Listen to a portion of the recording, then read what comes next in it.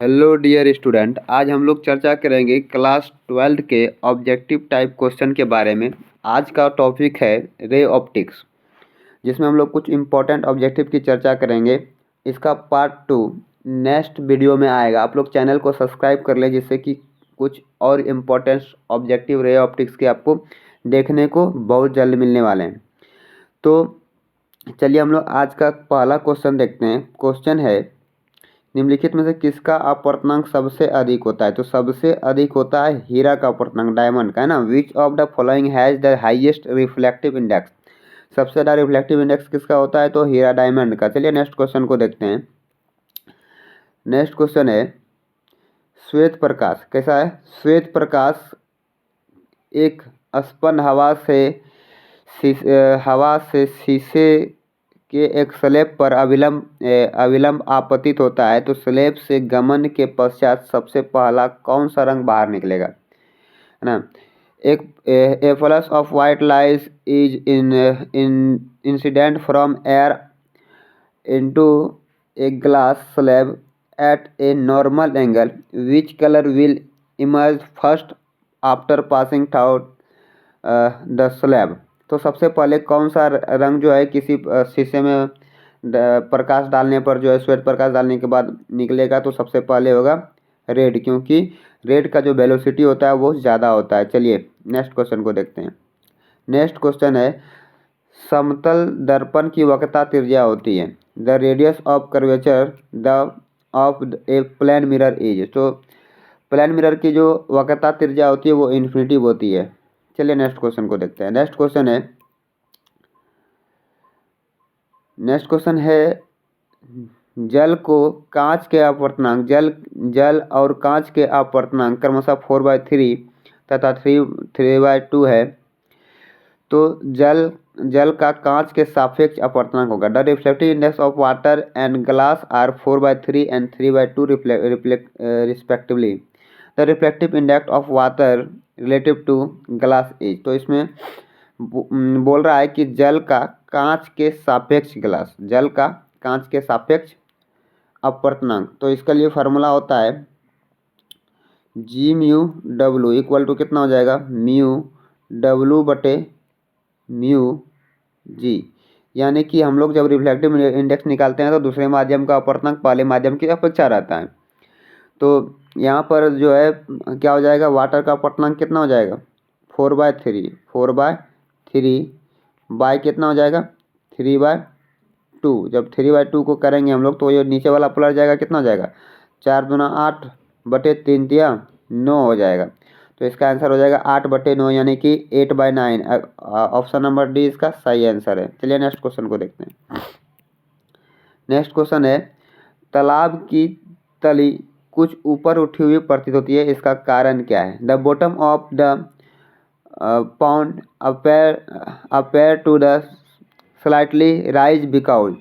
तो तालाब की जो तली है वो उठे हुए दिखाई पड़ती है, क्यों? इसका कारण है प्रकाश का अपवर्तन, refraction of light. Option number C इसका सही आंसर है। चलिए नेक्स्ट क्वेश्चन को देखते हैं। नेक्स्ट क्वेश्चन है, किस वायु का बुलबुला पानी के अंदर किस कारण से वायु का बुलबुला पानी के अंदर चमकता दिखाई देता है? Why does an air bubble appear to glow inside water, है ना। वाटर के अंदर जो है हवा का बुलबुला चमकता हुआ क्यों दिखाई देता है? पूर्ण आंतरिक परावर्तन के कारण। इसका आंसर हो जाएगा ऑप्शन नंबर सी। चलिए नेक्स्ट क्वेश्चन को देखते हैं। नेक्स्ट क्वेश्चन है, क्रांतिक कोण सघन माध्यम में वह आपतन कोण है जिसके संगत विरल माध्यम में अपवर्तनांक होता है। The critical angle is the angle of incident in a denser medium which has the corresponding angle of refraction in a rare medium. तो रेयर मीडियम में इसका जो एंगल होता है वो कितना होता है, 90 डिग्री पर होता है। क्रांतिक कोण का बात बोल रहा है। क्रांतिक कोण का फॉर्मूला क्या होता है, mu equal to 1/sin c, है ना। चलिए नेक्स्ट क्वेश्चन को देखते हैं।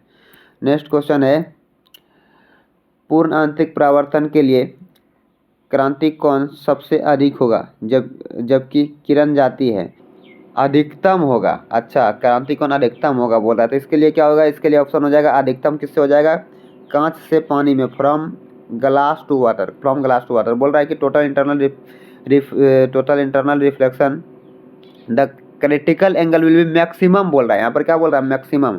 अगर मैक्सिमम बोला जाए तो मैक्सिमम किस में होता है, कांच से पानी में जाने के बाद मैक्सिमम होता है, तो ऑप्शन नंबर ए इसका सही आंसर होगा। चलिए नेक्स्ट क्वेश्चन को देखते हैं। नेक्स्ट क्वेश्चन है, निम्नलिखित में से किस दर्पण द्वारा वस्तु का आभासी प्रतिबिंब प्राप्त किया जा सकता है। तो आभासी प्रतिबिंब किसके द्वारा प्राप्त करते हैं हम लोग, आभासी प्रतिबिंब तो हम लोग तीनों के द्वारा प्राप्त करते हैं। किससे, समतल दर्पण के द्वारा भी आभासी होता है, अवतल दर्पण के द्वारा भी एक कंडीशन होता है, जब पोल और प्रकाशिक केंद्र के बीच में रहे, यानी कि पोल और इसमें फोकस के बीच में रहे, प्रकाशिक केंद्र और मुख्य फोकस के बीच में अगर कोई वस्तु रहता है तो उसका कहाँ बनता है, आभासी प्रतिबिंब और बड़ा बनता है। उत्तल लेंस में भी होता है, तो इसका आंसर होगा ऑप्शन नंबर डी, तीनों के द्वारा होता है। चलिए नेक्स्ट क्वेश्चन को देखते हैं। नेक्स्ट क्वेश्चन है, वस्तु का बड़ा आभासी प्रतिबिंब बनता है, a virtual image larger than the object is formed by, है ना। तो बड़ा और आभासी प्रतिबिंब सिर्फ एक ही कंडीशन में बनता है, वो पोल और ध्रुव के बीच में रहता है, वो भी किस में, कनकैव मिरर में, है ना, अवतल दर्पण में। A virtual image lateral than the object is formed by, larger image किस में बनता है, अवतल दर्पण में। चलिए नेक्स्ट क्वेश्चन को देखते हैं। नेक्स्ट क्वेश्चन है, बिंदुवत स्रोत से चलने वाली प्रकाश की किरण परावर्तन के बाद परस्पर समांतर हो जाती है। तो बिंदुवत स्रोत से चलने वाली द रे of light originated from a point source may become parallel to each other after reflection. तो रिफ्लेक्शन के बाद जो है कौन जो है बिंदु स्रोत से चलने के बाद जो है क्या हो जाती है, परस्पर समांतर हो जाती है। समांतर किस में हो जाएगी, समांतर हो जाएगी किस में, अवतल दर्पण में। क्योंकि देखिए होता क्या, अवतल दर्पण जब टकराएगी ना तो फोकस से जब जाएगी प्रकाश की किरण तो ये समांतर हो जाती है मुख्य अक्ष के, बाकी उत्तल में नहीं होता है और समतल में तो नहीं होता। तो क्या हो जाएगा, ये ऑप्शन नंबर ए इसका सही आंसर हो जाएगा। चलिए नेक्स्ट क्वेश्चन को देखते हैं। नेक्स्ट क्वेश्चन है, किसी एक पिन छिद्र कैमरा किस सिद्धांत पर कार्य करता है, a pin hole camera work from the principle of. तो किस प्रिंसिपल पे ये काम करता है, प्रकाश के रेखीय प्रसारण पर। ये किस पे काम करता है, लीनियर प्रोपेगेशन ऑफ लाइट पे काम करता है। चलिए नेक्स्ट क्वेश्चन को देखते हैं। नेक्स्ट क्वेश्चन है, एक माध्यम से दूसरे माध्यम में जाने पर प्रकाश की किरण मुड़ जाती है, किरण मुड़ जाती है, किरण के मुड़ने को कहा जाता है, a ray of light bend as a pass from the one medium to another, the bending is called. तो इसको क्या कहा जाता है, अपवर्तन कहा जाता है। जब प्रकाश की किरण एक माध्यम से दूसरे माध्यम में जाएगी और वो मुड़ जाएगी तो उसको क्या बोलते हैं हम लोग, अपवर्तन बोलते हैं, रिफ्रैक्शन बोलते हैं। चलिए नेक्स्ट क्वेश्चन को देखते हैं। नेक्स्ट क्वेश्चन है, जब एक वर्णीय प्रकाश यानी मोनोक्रोमेटिक लाइट निर्वात से किसी पारदर्शी माध्यम में जाती है तो प्रकाश पुंज का कौन सा विलक्षण गुण नहीं बदलता है, when monochromatic light pass from the vacuum to a material medium, which characteristic property of the light beam does not change। तो कौन सा लाइट बीम जो है किसमें, लाइट बीम का कौन सा प्रॉपर्टी, कौन सा गुण है जो चेंज नहीं होता है एक मीडियम से दूसरे मीडियम में जाने के बाद। लेकिन यहाँ पर शर्त है कि वो एक वर्णीय प्रकाश है, तो इसमें तो वेग चेंज हो जाता है, तीव्रता भी बदलती है और तरंगदैर्घ्य भी बदलता है। कौन नहीं बदलता है, तो आवृत्ति नहीं बदलती है, फ्रीक्वेंसी नहीं बदलती है। ऑप्शन नंबर इसका डी सही आंसर हो जाएगा। चलिए नेक्स्ट क्वेश्चन को देखते हैं। नेक्स्ट क्वेश्चन है, यदि कांच वायु का क्रांतिक कोण हो तो वायु के सापेक्ष कांच का अपवर्तनांक होगा, है ना। If the critical glass air angle is then the reflective angle of glass with respect to air will be. तो इसमें देखिए क्या हो जाएगा, इसमें होता है कि हम लोग जानते हैं कि जब भी क्रिटिकल एंगल की बात होती है तो इसके लिए फार्मूला सिंपल होता है, म्यू बराबर 1/sin c। तो यहाँ पर क्या हो जाएगा, sin c की जगह थीटा दिया हुआ है, 1/sin c को क्या बोलते हैं, कौसेक बोलते हैं। क्या बोलते हैं, कौसेक थीटा। तो इसके लिए आंसर हो जाएगा ऑप्शन नंबर बी। क्या हो जाएगा, ऑप्शन नंबर बी हो जाएगा। चलिए नेक्स्ट क्वेश्चन को देखते हैं। बोल रहा है कि एक पतले प्रिज्म जिसका अपवर्तनांक है जिसका अपवर्तनांक म्यू है, जिसका अपवर्तनांक कितना है, म्यू लिखेंगे यहाँ पर, क्या लिखेंगे, जिसका अपवर्तनांक कितना है, म्यू है, का न्यूनतम विचलन कौन हो जाएगा। तो न्यूनतम विचलन कौन के लिए फार्मूला होता है, क्या फार्मूला होता है, न्यूनतम विचलन कौन के लिए फार्मूला होता है, डेल्टा। क्या होता है, डेल्टा इक्वल टू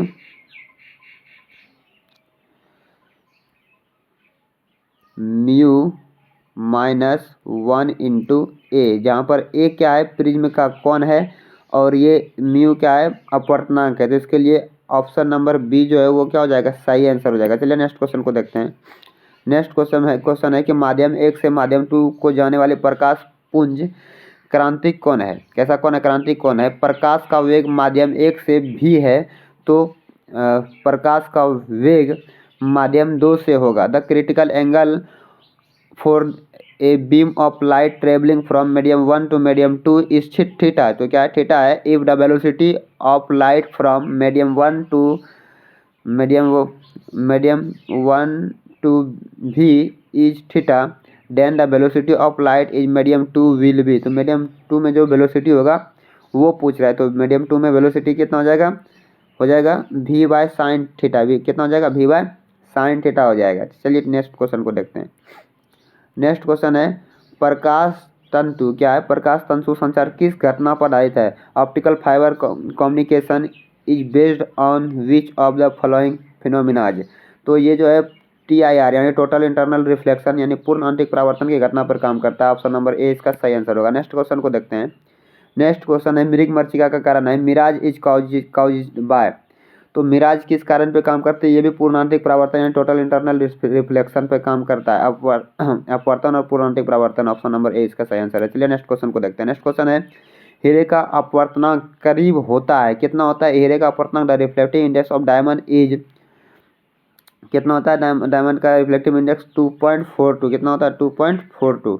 चलिए नेक्स्ट क्वेश्चन को देखते हैं। नेक्स्ट क्वेश्चन है कि एक उत्तल लेंस जिसका अपवर्तनांक कितना 1.5 है, इसको 1.33 में डुबाया जाता है, तो इसका व्यवहार करता है। एक convex lens n = 1.5 is emerge in water n = 1.33, then its behave as.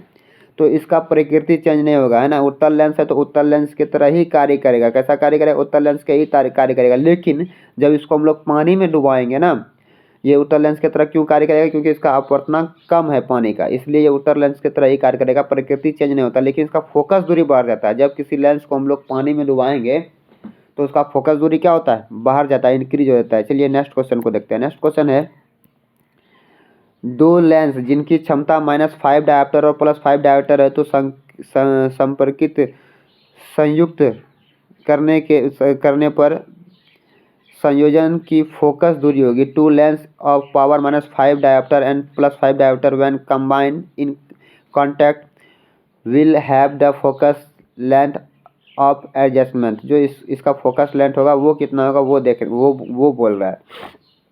Focus length कितना हो जाएगा।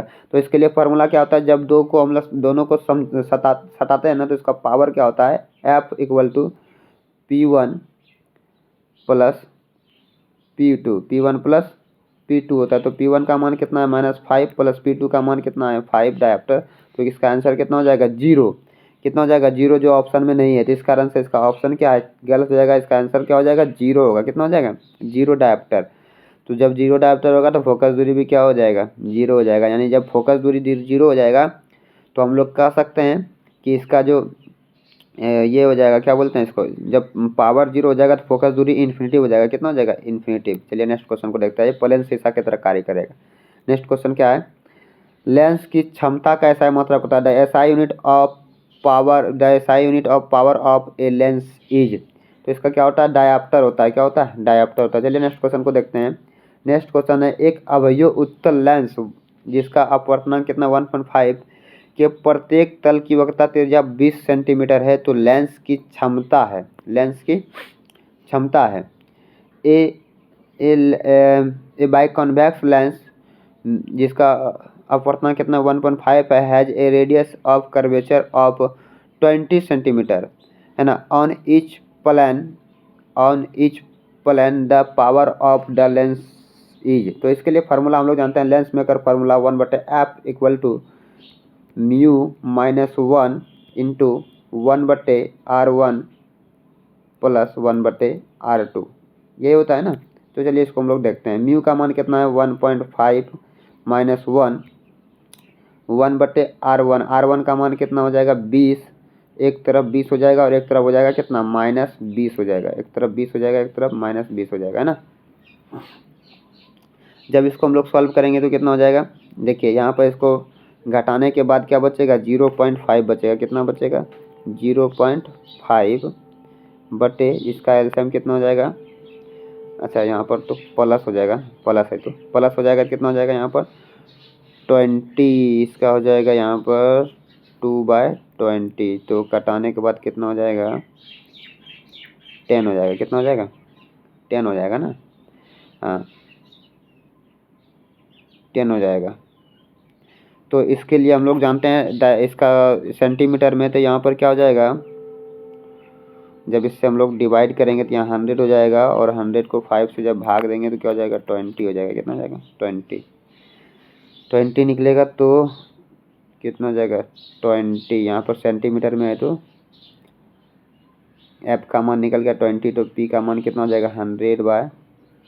तो डिवाइड करेंगे तो 5 डायप्टर, कितना हो जाएगा 5 डायप्टर। ऑप्शन नंबर ए इसका सही आंसर है।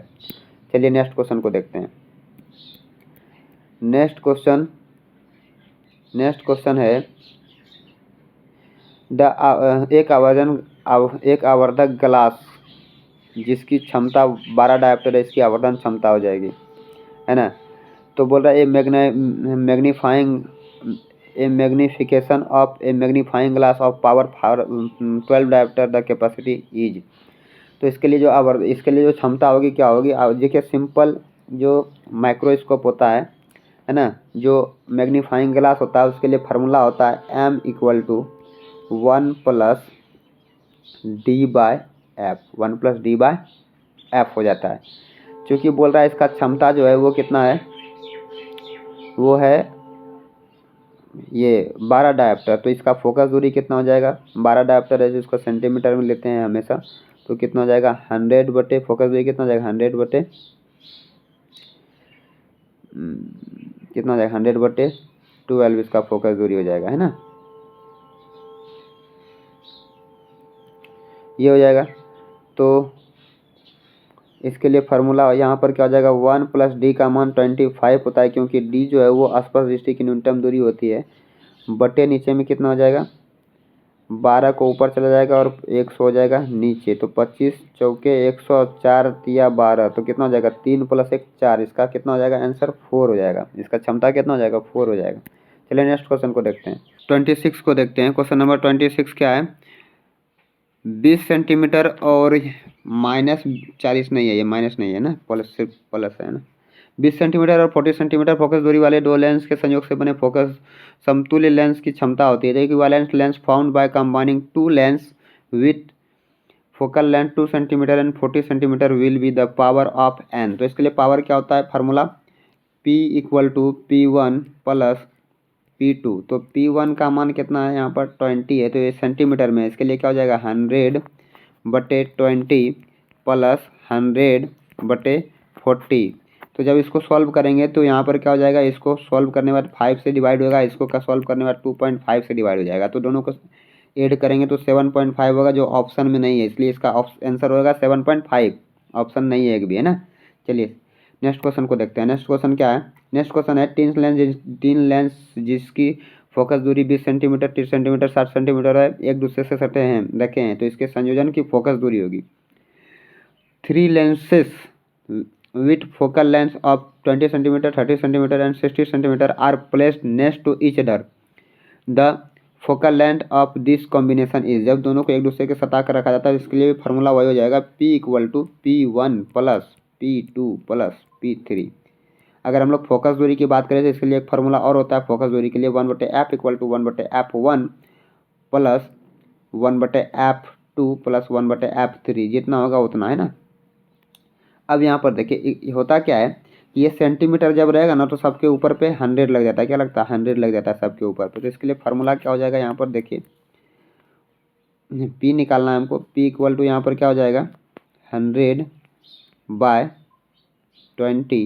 + 100/30 + 100/60। जब डिवाइड करेंगे तो इससे क्या हो जाएगा 20 से 5 बार में, इससे 0 से 0 कट जाएगा, इससे 20 से 3 बार में और ये 20 से 5 बार में कटेगा, है ना। तो इसको हम लोग चलिए नीचे बनाते हैं। तो क्या हो जाएगा यहाँ पर 5/20 है ना, तो इसको जब ऐड करेंगे तो क्या हो जाएगा P = 5 प्लस कितना 10/3 प्लस 5/3, एलसीएम हो जाएगा इसका 3 और यहाँ पर हो जाएगा 5 से 3 बार में 15 प्लस 10 प्लस 5 इक्वल टू कितना हो जाएगा 30/3, 3 से डिवाइड करेंगे कितना हो जाएगा 10, तो इसका आंसर हो जाएगा ऑप्शन नंबर डी 10 सेंटीमीटर। चलिए नेक्स्ट क्वेश्चन को देखते हैं। नेक्स्ट क्वेश्चन है, यदि समान फोकस दूरी के दो अभिसारी लेंस एक दूसरे के संपर्क में हो तो इस संयोग की फोकस दूरी होगी if two converging lens of equal focal length are placed in contact with each other then the focal length of combination will be. तो यहाँ पर बोल रहा है कि यदि समान फोकस दूरी के दो अभिसारी लेंस रखें, यानी फोकस दूरी दोनों का एक समान है, दोनों को संपर्क में रखेंगे तो कॉम्बिनेशन के बाद फोकस दूरी क्या होगा। अभी तुरंत हमने फार्मूला बताए हैं फोकस दूरी के लिए, क्या होता है 1/f equal to 1/f1 plus 1/f2। तो दोनों का f जो है फोकस दूरी समान है, कितना हो जाएगा दोनों को ऐड करेंगे 2/f। तो इसके लिए फोकस दूरी जो कितना हो जाएगा f/2, इसको रिवर्स करेंगे कितना हो जाएगा f/2 हो जाएगा। तो ऑप्शन नंबर इसका सी सही है। चलिए नेक्स्ट क्वेश्चन को देखते हैं। क्वेश्चन है कि यदि किसी लेंस की फोकस दूरी f मीटर है तो इसकी क्षमता का मान होगा if the focal length of a lens is f metre then its power will be. तो देखिए हम लोग जानते हैं कि किसी का अगर पावर जो होता है वो उसके फोकस दूरी का उल्टा होता है, तो इसके लिए जो पावर हो जाएगा P = क्या होता है 1/f होता है। तो ऑप्शन नंबर इसका बी सही आंसर है। चलिए नेक्स्ट क्वेश्चन को देखते हैं। नेक्स्ट क्वेश्चन है, एक उत्तल लेंस की फोकस दूरी 20 सेंटीमीटर इसकी क्षमता हो जाएगी, तो the focal length of a convex lens is 20 centimetre, it's power is. तो हम लोग जानते हैं कि कोई भी लेंस रहे अगर वो सेंटीमीटर में है तो उसके लिए पावर क्या होता है 100/f होता है। तो 100 हो जाएगा यहाँ पर फोकस, यहाँ पर फोकल लेंथ कितना है 20, तो डिवाइड करेंगे तो कितना हो जाएगा 5 डायोप्टर हो जाएगा। तो इसका ऑप्शन नंबर डी इसका सही आंसर हो जाएगा। आज के लिए इतना ही, मिलते हैं नेक्स्ट क्लास में नई जानकारी के साथ। और नेक्स्ट पार्ट को देखने के लिए आप चैनल को सब्सक्राइब कर लीजिए, जिससे कि आपका ऑप्टिक्स का ही नेक्स्ट पार्ट मिलेगा, क्योंकि बहुत सारे इंपॉर्टेंट ऑब्जेक्टिव अभी बाकी हैं। धन्यवाद।